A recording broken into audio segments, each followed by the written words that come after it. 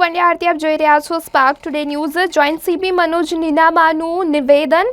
પરેશ શાહ અને ગોપાલ શાહની ધરપકડ કરવામાં આવી છે। હની બોટ દુર્ઘટના મામલે જે મુખ્ય આરોપી મુખ્ય સંચાલક પરેશ શાહ ફરાર હતો તેની ધરપકડ થઈ છે। પરેશ શાહ ઘટના પછી આણંદ અને પંચમહાલ તરફ ભાગ્યો હતો। સર્વેલન્સની ટીમ તેમનો પીછો કરતી હતી। આખરે હાલોલથી પરેશ શાહની ધરપકડ થઈ। ગોપાલ શાહને છત્તીસગઢથી ઝડપી લેવામાં આવ્યો છે। ત્યારે આ બંને આરોપીઓ બનાવના દિવસે જ રવાના થઈ ગયા હતા। અગાઉ 6 આરોપીઓના રિમાન્ડ પૂર્ણ થતા તમામ આરોપીઓના 6 દિવસના રિમાન્ડ મંજૂર થયા છે। તમામના એકાઉન્ટ સહિત દસ્તાવેજની તપાસ થશે। પરેશ શાહને રાત્રે 3:30 કલાકે ઝડપી લેવાયો છે। આખી ઓપરેટિંગ સિસ્ટમમાં પરેશ શાહની મુખ્ય ભૂમિકા છે।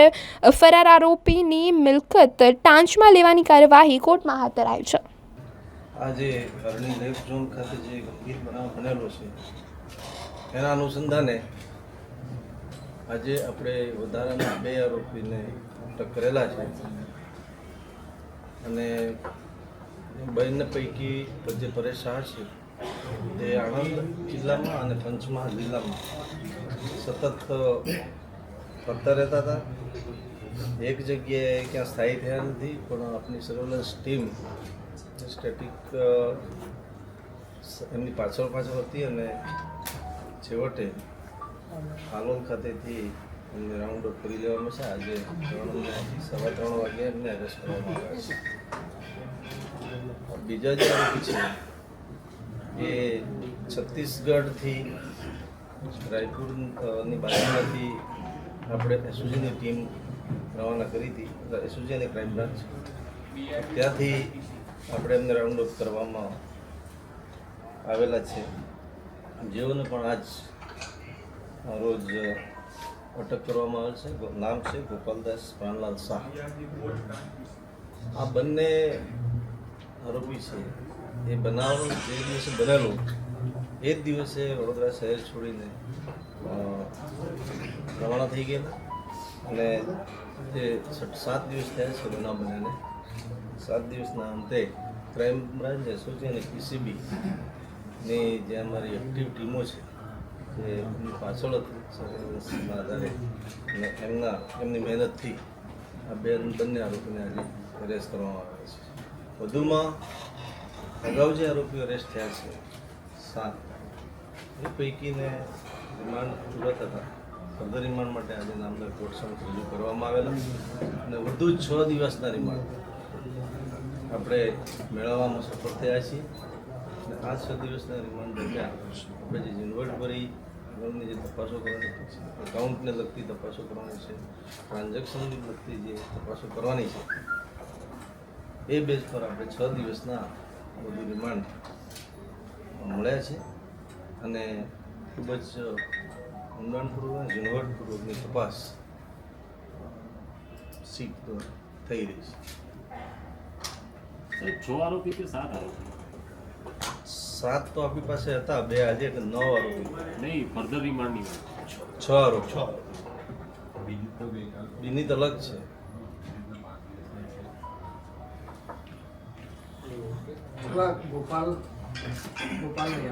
પરેશ શાહની ભૂમિકા શું છે?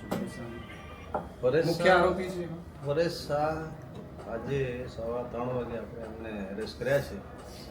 પ્રાથમિક પૂછપરછ દરમિયાન એ આજે સિસ્ટમ હતી આખી ઓપરેટિંગ સિસ્ટમમાં એ મુખ્ય ભાગ એને ભજવેલો છે અને વધુ તપાસ કરવાની બાકી છે। કાલે આપણે સમય મર્યાદામાં નામદાર કોર્ટ સમક્ષ રજૂ કરશું અને હવે જે તપાસના મુદ્દાઓ છે, જે ઝીણવટભરી તપાસો કરવાની છે એના અનુસંધાને રિમાન્ડની માગણી કરવામાં આવશે। જે તપાસ થશે આપણી સમક્ષ મૂકવામાં આવશે। પકડવાના બાકી છે, એની માટે શું કાર્યવાહી થઈ રહી છે? એ તો આપણે જે દિવસે બનાવ બન્યો હોય, ગંભીર બનાવ બન્યાના દિવસથી જ આપણે જે ટીમો કામે લાગી હતી એ ટીમો હજી પણ ફિલ્ડમાં જ છે અને તમામ આરોપીઓની પાછળ જ છે અને સર્વેલન્સના આધારે, ટેકનિકલ સર્વેલન્સના આધારે આપણે લગભગ ખૂબ ઓછા સમયગાળામાં આરોપી સુધી પહોંચી જઈશું એવું અમને ખાતરી છે। સર, પરેશ શાહ ક્યાં રોકાયો હતો, કોના સંપર્કમાં? પરેશ શાહ મેં કીધું એમ આણંદ જિલ્લામાં ખાસ કરીને રોકાયા, ત્યાંથી પંચમહાલ જિલ્લામાં રોકાયા છે, ફરી આણંદ ગયા, ફરી પંચમહાલ। એ તપાસનો વિષય છે। આજે આપણે એરેસ્ટ કરીએ છીએ કાલે રિમાન્ડ માંગશું અને એ સમય દરમિયાન જેટલી વિગતો આવશે એ આપ સમક્ષ સર, જે 6 આરોપીઓને રાખીને રિકન્સ્ટ્રક્શન કરવામાં આવ્યું હતું એમાં પરેશ શાહનું મુખ્ય ભૂમિકા શું હતું કે પરેશ શાહ આ લોકો ની જે અમારી એક્ટિવ ટીમો છે એ એમની પાછળ હતી સર્વેલન્સના આધારે અને એમની મહેનતથી આ બંને આરોપીને આજે એરેસ્ટ કરવામાં આવે છે. વધુમાં અગાઉ જે આરોપીઓ એરેસ્ટ થયા છે 7 એ પૈકીને રિમાન્ડ પૂરા થતા ફર્ધર રિમાન્ડ માટે આજે નામદાર કોર્ટ સમક્ષ રજૂ કરવામાં આવેલા અને વધુ 6 દિવસના રિમાન્ડ આપણે મેળવવામાં સફળ થયા છીએ. અને આ 6 દિવસના રિમાન્ડ દરમિયાન આપણે જે ઝીણવટભરી આગળની જે તપાસો કરવાની છે, એકાઉન્ટને લગતી તપાસો કરવાની છે, ટ્રાન્ઝેક્શનની લગતી જે તપાસો કરવાની છે, એ બેઝ પર આપણે 6 દિવસના બધું રિમાન્ડ મળ્યા છે અને ખૂબ જ ઊંડાણપૂર્વક ઝીણવટપૂર્વકની તપાસ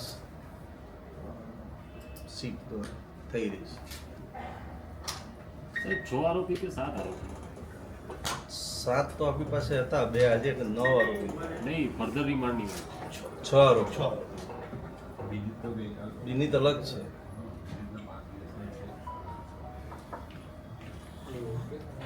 ગોપાલ નહીં, આ પરેશ શાહની ભૂમિકા શું છે? પરેશ મુખ્ય શાહ- આરોપી છે પરેશ શાહ આજે 3:15 વાગે આપણે એમને એરેસ્ટ કર્યા છે. પ્રાથમિક પૂછપરછ દરમિયાન એ આજે સિસ્ટમ હતી આખી ઓપરેટિંગ સિસ્ટમમાં એ મુખ્ય ભાગ એને ભજવેલો છે અને વધુ તપાસ આપણે કરવાની બાકી છે. કાલે આપણે સમય મર્યાદામાં નામદાર કોર્ટ સમક્ષ રજૂ કરશું અને હવે જે તપાસના મુદ્દાઓ છે, જે ઝીણવટભરી તપાસો કરવાની છે, એના અનુસંધાન રિમાન્ડની માગણી કરવામાં આવશે. જે તપાસ થશે આપણી સમક્ષ મૂકવામાં આવશે. બીજા આરોપીઓને પકડવાના બાકી છે, એની માટે શું કાર્યવાહી થઈ ગઈ?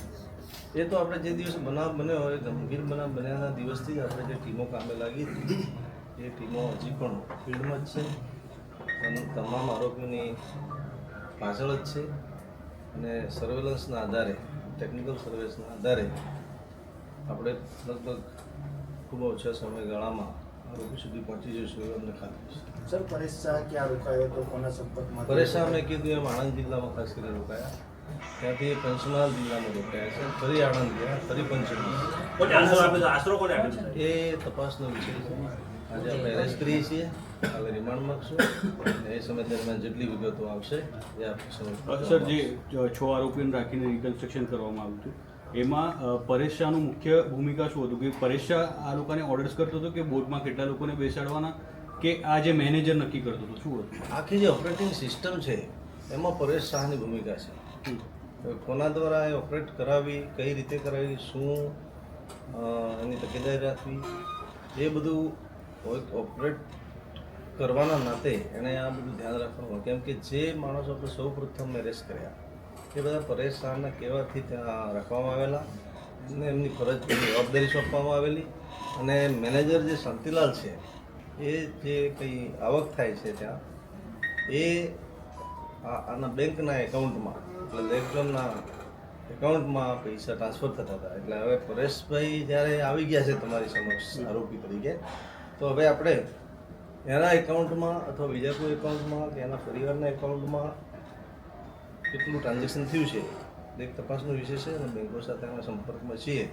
એકાઉન્ટ નંબર વગેરે જેમ જેમ મળે છે એમાં આપણે વિગતો માગીએ છીએ અને એ વિગતો આવેથી આપણને ખ્યાલ આવશે કે આને કેટલી જવાબદારી છે અને કેટલું એ છે. સાહેબ એફએસએલ રિપોર્ટ શું આવ્યો છે બોટનો ને ત્યાં જગ્યાનો? એફએસએલ રિપોર્ટ તો હજી વેઇટિંગમાં છે. સર, પરેશ શાહ છે, ગોપાલ શાહ છે અને આ વિનીત કોચે ત્રણે સંપર્કમાં હતા ભાગ્યા પછી એકબીજાના? એનું અમે એના કોલ ડિટેલ્સ એની તપાસ કરી રહ્યા છીએ અને બનાવ બન્યા પછી 7મો દિવસ છે, બનાવ બન્યા પછી એ લોકો સંપર્કમાં હશે તો એ પણ તપાસના કામે આપણે ખાસ જણાવો. પરેશ શાહ પકડાયો છે, કોઈ ગાડીમાં હતો, કેવી રીતે આવતો હતો, કે હોટલમાં હતો, શું? પરેશ શાહ એનું આપણે ટીમ સતત પાછળ હતી, સર્વેલન્સ ટેકનિકલના આધારે જ પકડાયો છે. એનું લોકેશન એક જગ્યાએ બીજી જગ્યાએ સતત ફરતું રહેતું હતું. ટીમ હંમેશા સાથે જ હતી. એટલે હાલોલ પાસેથી ગાડી ના એટલે બે વાત આવતી હતી કે વકીલને મળવા આવતો હતો ત્યારે પકડાયો છે અથવા કોઈ એક સંત એક ધર્મગુરુ ને મધ્યસ્થી કરીને એને હાજર અને એ કરાવ્યો. અત્યારે અમારા પર એ ધ્યાન નથી ધ્યાન પર બાબત આવી નથી કોને મળવા આવતો હતો કોને મળવા ગયો હતો પણ હવે રિમાન્ડ લઈશું તપાસ આવશે એટલે સાહેબ એમની વાઈફ એમની છોકરીને એમની વાઈફ એમની છોકરી અને એમનો છોકરો 3 જણની હા એ ત્રણ કરારનું જે પાર્ટનર છે એનું પરિવાર આ ગોપાલ શાહને પકડવા ગયા કોઈ વેશ છૂપો ધારણ કર્યો તો એવું કોઈ ખરું? નહીં અમારે એસઓજીની ટીમ હતી એની પાછળ જ હતી અને સતત સર્વેલન્સના આધારે એની પાછળ એને આપણે ગોઠવવામાં આવે છે. આપણે સાહેબ રેકોર્ડ ઉપર એને ક્યાંથી એક્ઝેક્ટ ક્યાંથી પકડાયો પરેશ શાહ પરેશ હાલોલ અને કાલોલની વચ્ચે બાય રોડ જતા પકડાયેલો છે. તપાસના અંતે એક્ઝેક્ટ ક્યાંથી પકડાયો તો અમે પંચનામું કોઈ પૂછ્યું છે કેમ લક્ઝરીમાં હતો પૂછ્યું રિક્ષામાં હતો એસઓજીની ટીમે રિપોર્ટ સાથે આપ્યું છે તમને યાદ પછી એની પાસે મોબાઈલ ફોન હતો કોઈ જ્યારે પકડાયો ત્યારે એની પાસે હતો બીજું કોઈ કાગળિયા પૈસા તપાસનો વિષય તમને આપશો. તપાસના કામે જેટલું જ અત્યારે છે બાકીની વિગત તમને 1 to જ્યારે નીડ બેઝ તમે આપતા રહીશું. તપાસને નુકસાન ના થાય એ પ્રમાણે બધું કરીએ. તો એ લોકોને સર અહીંયા આગળ લાવવામાં આવ્યું બિલકુલ આપીએ ક્લોઝઅપ આપીએ છીએ. બિલકુલ રજૂ કરવામાં આવશે. કેમ